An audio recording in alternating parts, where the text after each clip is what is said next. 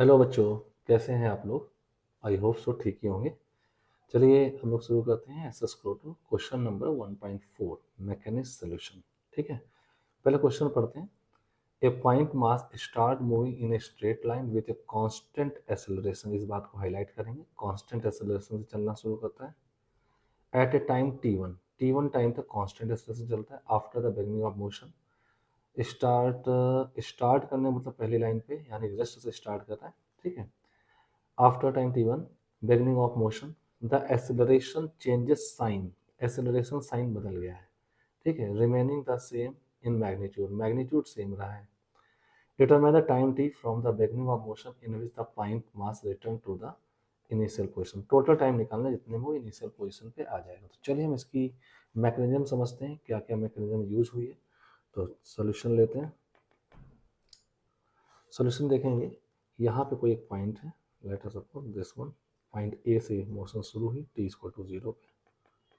ठीक है, और ये स्ट्रेट लाइन पे चलता चला जा रहा है कांस्टेंट एक्सेलरेशन से। ठीक है, सपोज यहाँ पे इसको एक कोई पॉइंट बी मिल गया।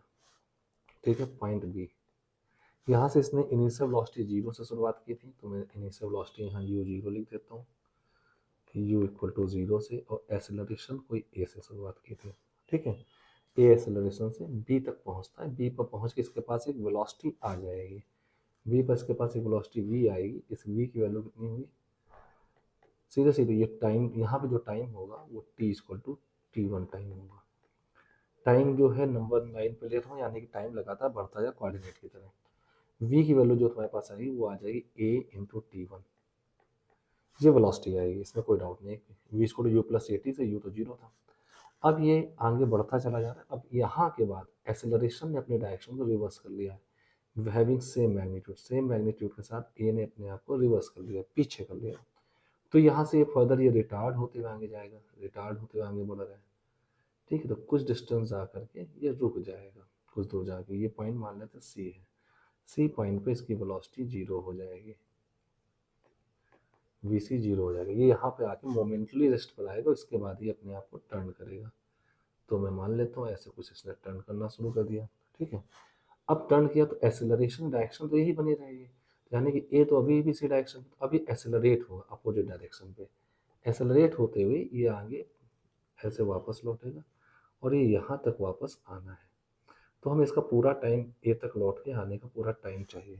लेकिन मैं आपको बता दूं, जैसे ही ये यहाँ से बी से सी तक की बात करो, सी से फिर बी तक की हम बात करें लौटते समय, तो जो टाइम वहाँ लेगा, जितना ही फर्दर वो टाइम लेगा उतना ही टाइम, यानी मैं कह सकता हूँ time from B to C is same as time from C to B. तो सेम रिटार्डेशन के अंडर पे ये रिटार्ड हुआ है, बी से सी जाने पर रिटार्डेशन होगा, तो सी से बी लौटने पर एक्सेलरेशन होगा अपोजिट डायरेक्शन पे, अपोजिट डायरेक्शन पे एक्सेलरेशन होगा। तो ये टाइम दोनों सेम होने चाहिए जो भी टाइम है। ठीक है, और मैं बता दूं, ये दोनों टाइम दोनों होंगे जो इक्वल, जो t1 के इक्वल ही होंगे। क्यों t1 के इक्वल होंगे दोनों टाइम, ये बताता हूँ। t1 इसलिए होंगे because A to B it start with the constant acceleration. Same acceleration में बॉडी एक्सेलरेट होकर जो भी वेलोसिटी गेन की है, तो सेम टाइम पर ही वो आपके पास कांस्टेंट होता है a1 t1 equal to a2 t2।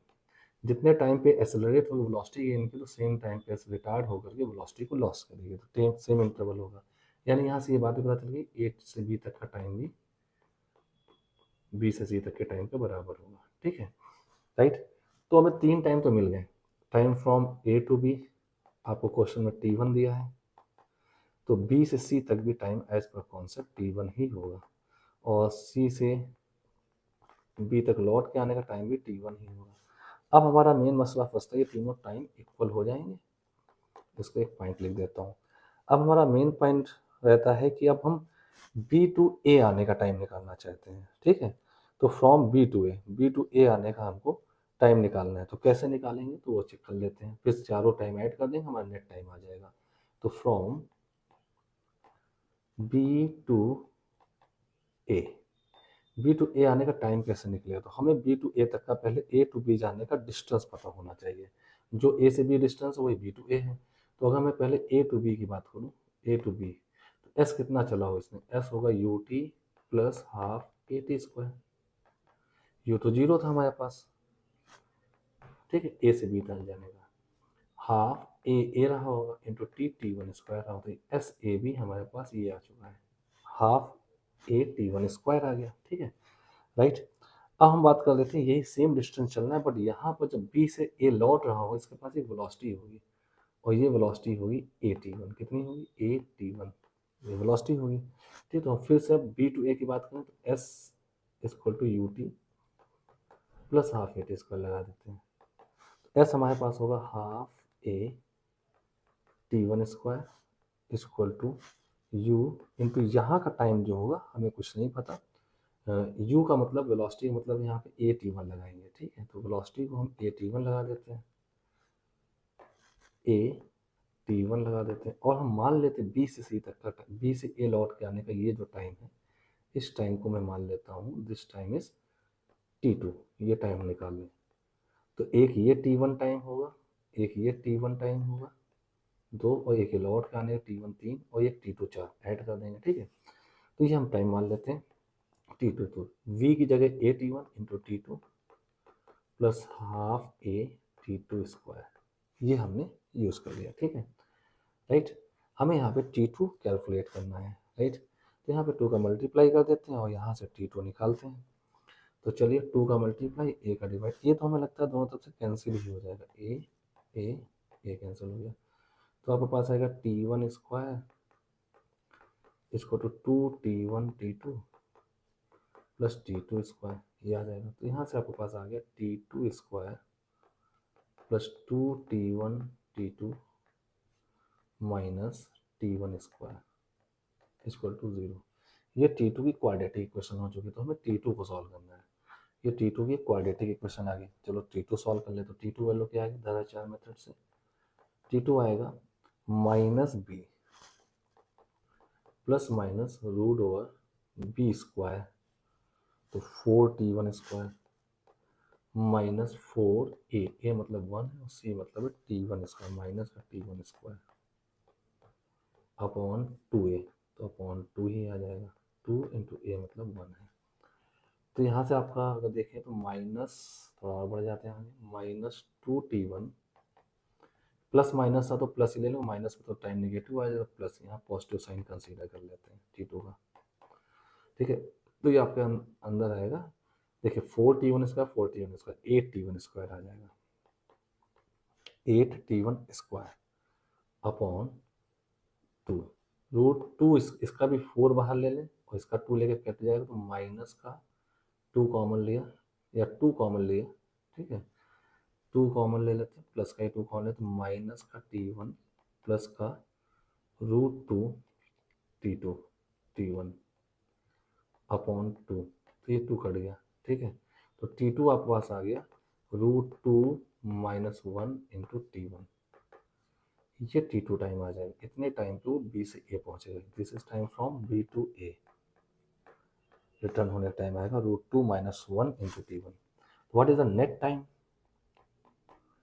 Net time जो इसको लगा that is time from A to B plus B to C plus C to B plus C to A, sorry B to A, ये तीनों वाइट वाट same थे, तो t one plus t one plus t one plus ये आया था root two minus one into T one, इसको ओपन कर दीजिए, three t one plus root two T one minus T one, three minus one तो ये आएगा two T one plus root two T one, then your final answer becomes 2 plus root 2 times of t1। ठीक है, net time, और यही आपका required result हुआ, this is the answer. ठीक है, ये आपका आंसर आ जाएगा। आई होप सो ये आपको ये बात समझ में आ गई होगी। तो ये बहुत अच्छा प्रॉब्लम था ये टाइम निकालने का, this is the required result. ठीक है, बहुत अच्छी चीज़ थी, मैं इसको जूम इन कर दे रहा हूँ, एक बार फिर से देख लीजिए कैसे कैसे हमने इसको सॉल्व किया है। मेन चीज़ तो यहीं से आ जाती है, ये पॉइंट यहाँ से सारी चीज़ें सॉल्व हो जाती है, टी टू आ जाएगा, टी वन तो यहाँ तक मैं बता चुका हूँ आपको। ठीक है, आई होप सो मैं आपको ये बात समझा पाया हूँ, ये मेन रिजल्ट ये लिखा हुआ है।